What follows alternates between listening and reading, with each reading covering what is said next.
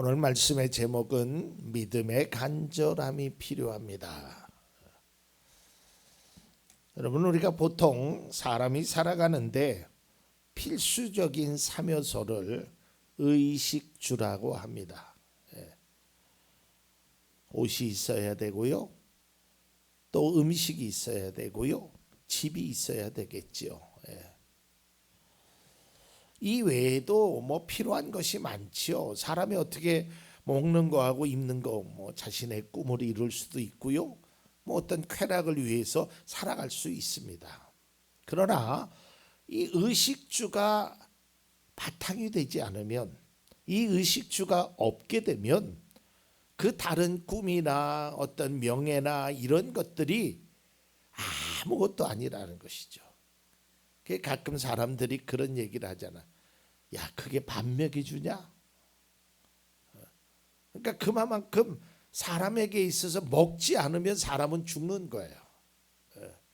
먹지 않으면 그 사람은 언젠가는 그 곡기가 끊어지면 이 세상을 떠나야 된단 말이죠. 그렇기 때문에 이러한 의식주가 없다면 살아가는데 어려움도 있고 고통도 있고 시련도 있고 아픔도 있고, 이 의식주가 없으면 생명을 잃게 되는 그런 위험한 일도 발생하게 됩니다.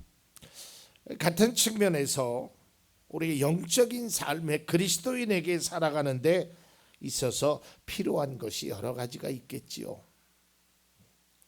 우리의 믿음도, 우리의 기도도, 때로는 감사도, 때로는 예배도, 이런 것들이 우리에게 믿음 생활하는데 필요한 것이겠죠.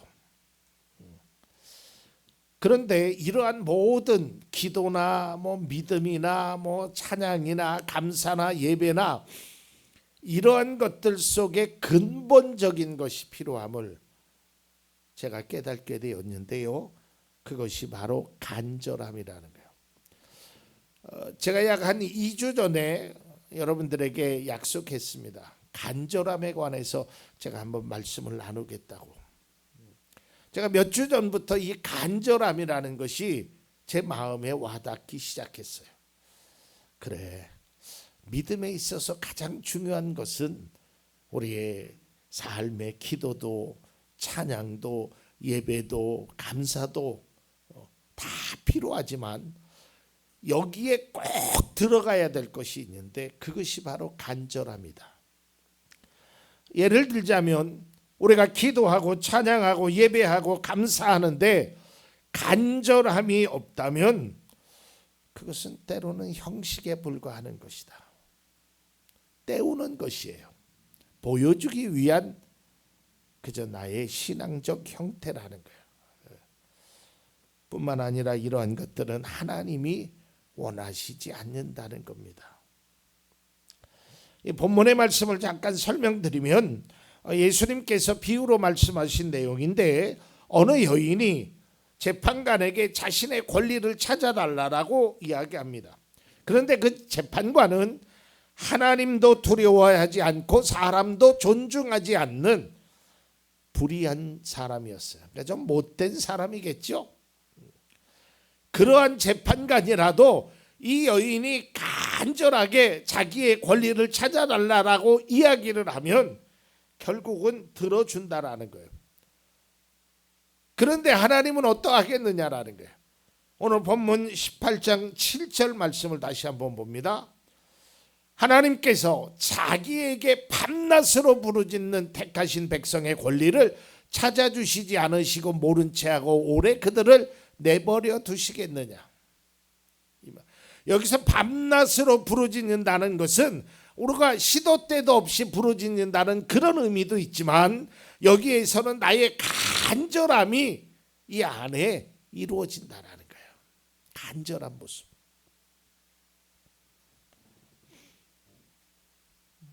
예전에 제가 여기 계신 분들 다 가보셨겠지만 기도원에 가면 기도원에 이 굴이 있습니다. 아니면 산에서 기도하시는 분들, 그분들이 막 간구하면서 무슨 기도 제목을 가지고 왔는지는 모르지만 막 하나님 앞에 간구하면서 기도하면서 찬양하면서 방언하면서 막 그런 분들이 여기저기에서 막 산에서 그 소리가 들려집니다. 그들의 모습은 너무나 애절했습니다. 그들의 목소리에는 간절함이 묻어 있습니다. 그 모습을 보면서도 은혜를 받았던 그런 기억이 납니다. 오늘 저를 포함해서 우리에게 가장 필요한 것, 인생을 살면서 의식주라고 한다면 신앙에서는 우리에게 필요한 것이 간절함이라는 거예요. 하나님께서도 말씀하면 너희들이 나를 간절히 찾고 찾으면 내가 너를 만나주리라 그랬어요. 그 간절함이 우리에게 필요한 거예요. 성경은 믿음의 성도들을 향해서 이 간절함이 있어야 함을 말하고 있어요. 잠언 8장 17절입니다. 나는 나를 사랑하는 사람을 사랑하며 나를 간절히 찾는 사람을 만나준다 그래요. 또한 신명기 4장 29절입니다. 거기에서 당신들은 당신들의 하나님이신 주님을 찾을 것입니다. 당신들이 하나님을 찾되 마음과 성품을 다하여 하나님을 찾으면 만날 것입니다 그랬어요. 오늘 제가 여기에 말씀드리지 않지만 구약 시편의 말씀을 보면 사슴이 목말라서 막 시냇물을 찾기에 헐떡거리듯이 내가 주님을 찾습니다. 예수님께서도 겟세마네 동산에서 간절하게 기도하셨죠. 또한 사도행전에 보니까 초대교회는 베드로가 옥에 갇히게 되자 그들은 모여서 기도합니다. 그때의 모습을 보면 사도행전 12장 5절에 이렇게 기록되어 있습니다.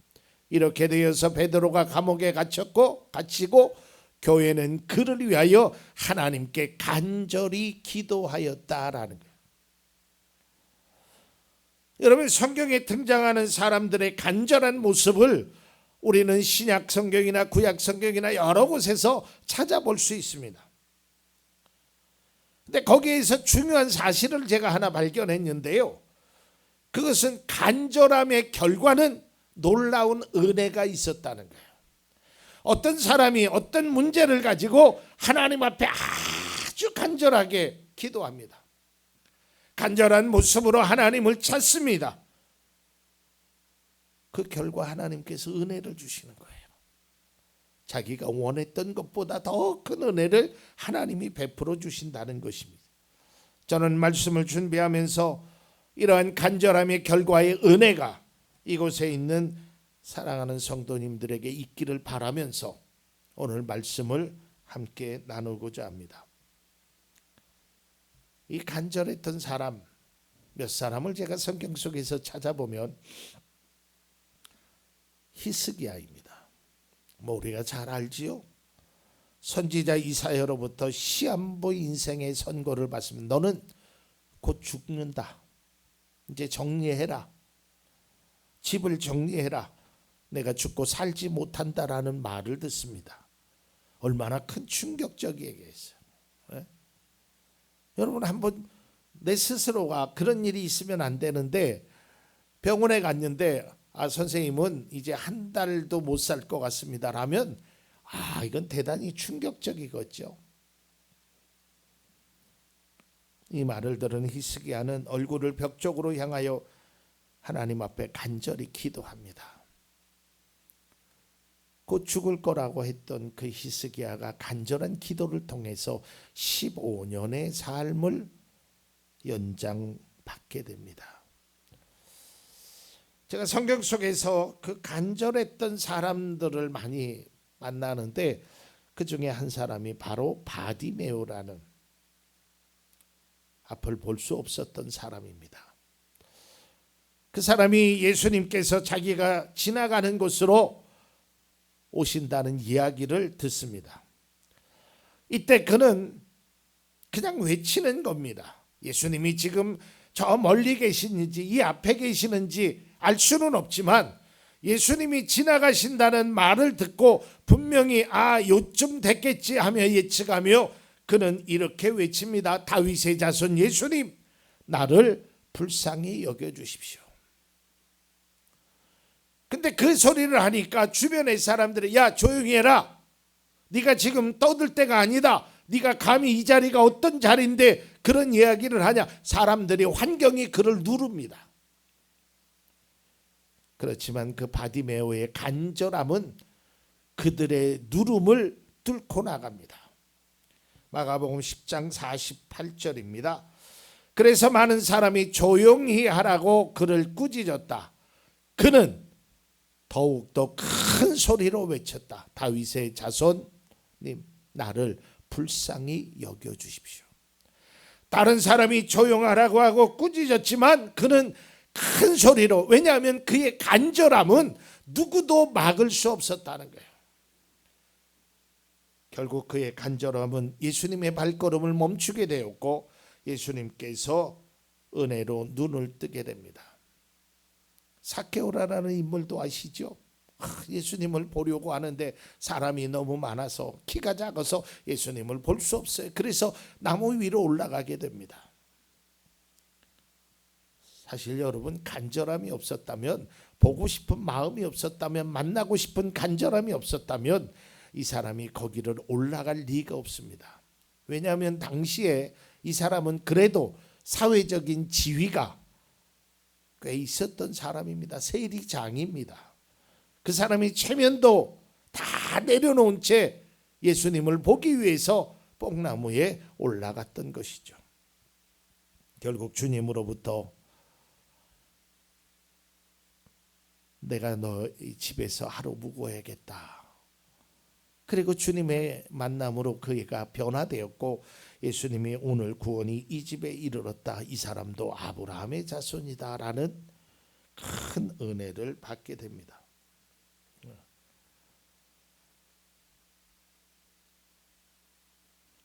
그리고 가나안 여인, 수로보니게 여인, 그 여인이 예수님께 찾아옵니다. 자기의 딸이 귀신 들려 괴로워하고 있다고 얘기합니다. 그런데 예수님이 별로 한마디도 말씀해 주지 않는 것 같아요. 이때 이 여인의 반응입니다. 마태복음 15장 25절입니다. 그러나 그 여자는 나와서 예수께 무릎 꿇고 간청하였다. 주님, 나를 도와주십시오. 이 여인의 간청한 모습을 보시고 주님께서 그 여인의 딸이 귀신에서 해방되는 기쁨을 받게 됩니다. 12의 혈류증을 앓은 여인도 마찬가지입니다. 예수님의 옷자락만 잡아도 내가 나을 거라는 그 간절함이 그에게서 병이 떠나가는 큰 은혜를 받게 됩니다.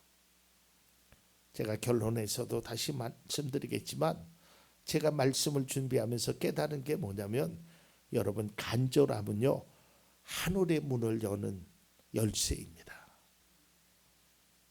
이 간절함이요 예수님의 마음을 움직이게 해요. 하나님의 마음을 흔들리게 한단 말이에요. 그러니까 우리가 감사하고 기도하고 예배하고 하나님 앞에 나와가는 이 모든 것들이 이 간절한 모습이 먼저 있어야 된단 말이에요. 여러분, 사람에게도요 이 간절한 모습이 있으면 감동을 받습니다. 감동을 받게 돼요. 제가 몇 번 얘기한 것 같지만 저는 그 장면을 잊을 수가 없습니다. 제가 기도원에 갔을 때 한 반주자가 반주하는 모습, 그런데 그 반주하면서 찬양하면서 눈물을 흘리면서 그 하는 그 간절함의 모습을 보고 얼마나 깊은 감동을 받았는지 몰라요. 여러분, 우리에게 필요한 것이 그런 간절함입니다. 내가 하나님 앞에 기도하고 예배드리고 감사하고 우리의 삶에 있어서 이 간절함이 먼저 되살아나야 돼요. 서두에도 말씀드렸듯이 사람이 살아가는데 의식주가 꼭 필요한 것이라면 그리스도인에게는 믿음의 간절함이 반드시 필요합니다. 이것이 없이 어떤 신앙적인 것을 행할 때 이것이 없이 한다면 때로는 빈 껍데기만 되는 거예요. 열매를 맺을 수가 없어요. 우리가 예배를 드릴 때도, 감사를 할 때도, 찬양을 할 때도, 기도를 할 때도 이 간절한 모습이 우리에게 이루어져야 된다는 것이죠. 그런데요, 안타깝게도 오늘날 그리스도인들에게 있어서 믿음의 간절함이 점점 사라지고 있다는 것을 인정하지 않을 수 없어요. 제 자신을 봐도 믿음의 간절함이 좀 없어진 것 같아요. 다른 상황들을 둘러봐도, 교회를 바라봐도 예전과 같은 믿음의 간절함이 없는 것 같아요. 왜 그럴까?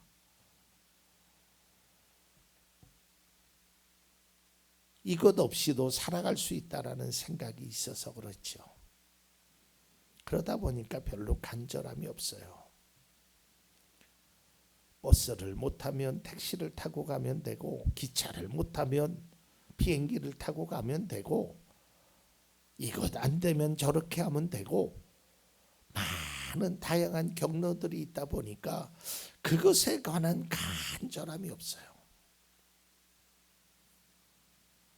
들어주시면 감사하고, 하나님이 안 들어주시면 할 수 없지 뭐. 이렇게 해보고 안 되면 저렇게도 해보고, 저렇게 해서 안 되면 그렇게도 해보지 뭐. 그러니까 이 대안이 많다라는 것이 좋은 점도 있지만요, 여러분, 이 대안이 때로는 우리의 간절함을 녹아지게 한다라는 거예요. 여러 가지 길이 있으면 이거 해서 안 되면 일로 가고, 일로 안 되면 절로 가고, 길이 하나면 간절함을 자연스럽게 찾아오게 돼요. 근데 우리는 선택할 수 있는 길이 너무 많단 말이에요. 그러다 보니까 오히려 그러한 간절함이 없다라는 것이죠. 이 간절함이 뭘까 하고 이제 말씀을 준비하면서 제가 내린 결론입니다. 책에서 본 것도 아니고 하나님 앞에 간절함이 뭘까? 제가 내린 결론은 오직 그곳에 집중하는 거다. 어떠한 대안을 찾는 것이 아니다라는 거예요. 자, 여러분 보세요. 어떤 것을 내가 문제나 어떤 기도 제목을 놓고 기도를 해요. 기도 제목을 놓고. 그러면 여기서 우리가 두 가지가 집중해야 되는데, 하나는 하나님 앞에 집중하는 거예요. 하나님께 기도하는 거예요. 그리고 또 하나는 문제의 해결은 하나님께 있다라는 대안적인 것에 집중해야 돼요. 이렇게 안 되면 저렇게 해야 된다라는 생각 자체를 버려야 돼요. 이것밖에 없다. 나는 이 길밖에 없다. 나의 선택은 오직 이것밖에 없다라고 내 마음속에 집중이 돼야 돼요. 그래야 간절할 수 있어요. 믿음의 성도는 원하고 바라는 것을 하나님께 기도하지요. 그러나 얼마나 기도했느냐보다 어떻게 기도했느냐가 중요함을 제가 누누이 말씀드리죠. 여러분, 내가 가지고 있는 꿈, 내가 가지고 있는 물질, 내가 가지고 있는 소망, 이런 것들이 다 중요해요. 근데 제가 그동안 경험한 바로는요, 인생의 마지막에서 그분들은 그런 대안들을 다 무시한 채, 다 버린 채 오직 하나님만 의지하며 나아가는 분들을 많이 봅니다.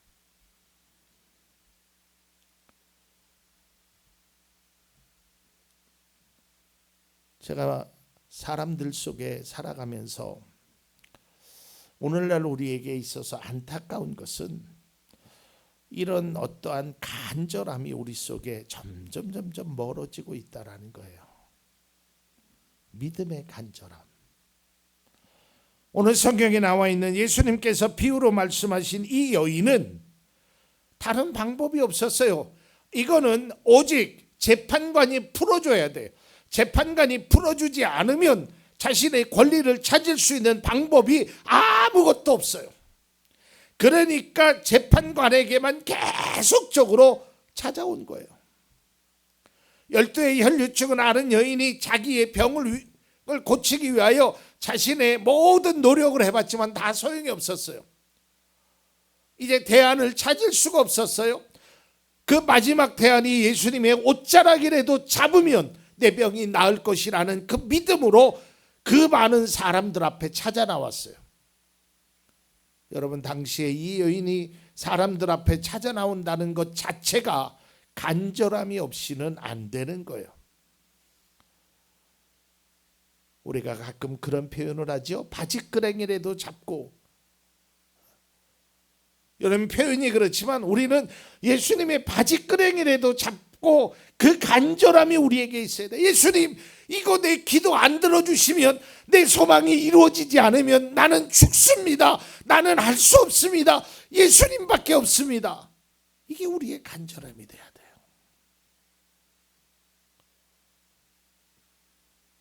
그저 예수님, 나 이렇게 힘들어요. 내 기도 들어주세요. 예수님 앞에 물론 그렇게 해서도 기도를 들어주시는 분이 있지만, 여러분, 말이나 삶에 있어서 그 간절함이 우리 속에 이루어져야 된다는 것이죠. 여러분, 그 간절함은요, 그저 입술에만 나오는 게 아니에요. 그냥 그것이 막 다른 사람에게 느껴져요. 그러니 하나님은 어떠시겠어요? 이제 말씀을 맺고자 합니다. 여러분, 간절한 기도의 내용이 혹시 있으십니까? 이루어지고 바라고 원하는 것이 있으십니까? 그것이 있다면 먼저 여러분들에게 간절한 마음이 있어야 합니다. 그게 먼저입니다. 우리가 하나님 앞에 기도할 때 그 간절함이 우리 속에 되살아나야 됩니다. 우리의 그 간절함이 있다면 하나님께 기도해 보십시오. 제가 말씀을 준비하면서 어느 책에서 아주 좋은 글을 봤습니다.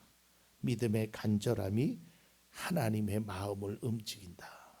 하나님의 마음을 움직여. 이게 그냥 하는 소리가 아니고요, 성경에 증명된 이야기입니다. 하나님께서 니느웨의 백성들을 멸하시겠다고 생각했어요. 성경에 보면. 근데 요나가 가서 야, 너희들 멸망한대.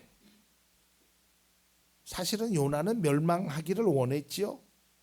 근데 그 소리를 듣고 니느웨 백성들이 금식을 선포하고 굵은 베옷을 입고 하나님께 함께 부르짖는 거예요. 막 간절한 마음으로 모든 백성들, 심지어는 짐승들까지도 그런 간절함이 하나님께서 야, 내가 재앙 안 내릴게. 하나님이 변하십니다. 하나님의 마음을 바꾸시는 거예요. 무엇이요? 간절함이 그렇게 움직이는 거예요. 그러니까 그 간절함이 얼마나 하나님의 마음을 감동케 하느냐, 그게 은혜 받는 비결이라니까, 응답받는 길이라니까요. 솔로몬이 하나님 앞에 간절함으로 기도합니다. 하나님, 나에게 지혜를 주십시오. 왜냐하면 솔로몬은 정말 지혜가 필요했거든요. 그 막 지혜에 대한 간절함이 있었어요. 그러니까 하나님이 그래, 지혜뿐만 아니라 네가 원하지도 않던 부귀와 영화까지 내게 너에게 주겠다 그러잖아요. 그러니까 우리에게 필요한 것은 이 간절함이라니까요. 오늘 우리는 이 말씀을 통하여 나 자신을 뒤돌아보면서 나에게는 믿음의 간절함이 있는지, 또 하나님께 나의 마음의 소원에 집중하고 있는지 우리는 뒤돌아봐야 합니다. 오늘 본문에서 예수님은 이 본문의 비유를 통하여 이렇게 말씀합니다. 인자가 올 때에 믿음을 보겠다라고요. 우리의 간절한 믿음을 보겠다는 것입니다. 사랑하는 성도 여러분, 지금 우리에게 진정으로 필요한 것이 있다면 그것은 바로 믿음의 간절함입니다. 간절함으로 주님께 나아가십시오. 간절함으로 주님께 드리십시오.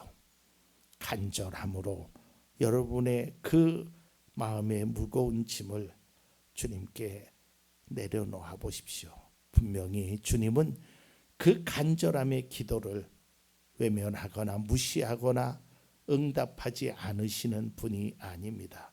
우리의 간절함으로 하나님이 주시는 놀라운 은혜가, 믿음의 축복이 여러분의 가정의 기도에, 또한 바라고 있는 모든 일들 속에, 특별히 자녀들 가운데 이루어지기를 간절히 기도합니다.